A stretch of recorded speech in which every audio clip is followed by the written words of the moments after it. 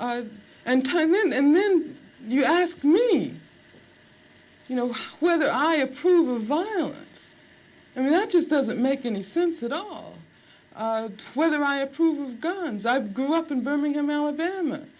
Uh, some very, very good friends of mine were killed by bombs that were planted by racists. Uh, I remember from the time I was very small, I remember the sounds of bombs exploding across the street, our house shaking.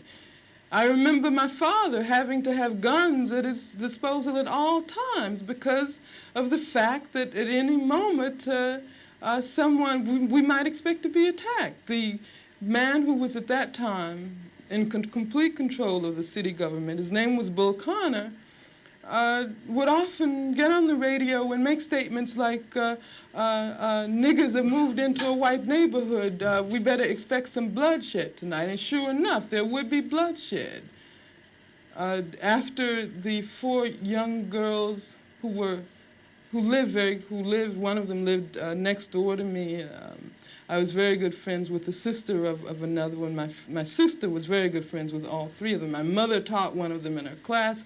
My mother, in fact, when the bombing occurred, one of the mothers of one of the young girls called my mother and said, can you take me down to the church to pick up Carol? We heard about the bombing, and I don't have my car.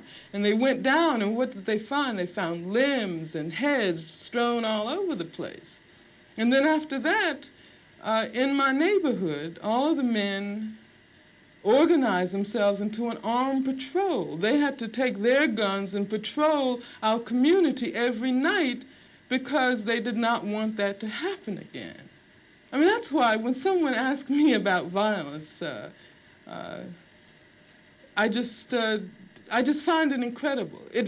What it means is that the person who's asking that question has absolutely no idea what black people have gone through, what black people have experienced in this country since the time the first black person was kidnapped from the shores of Africa.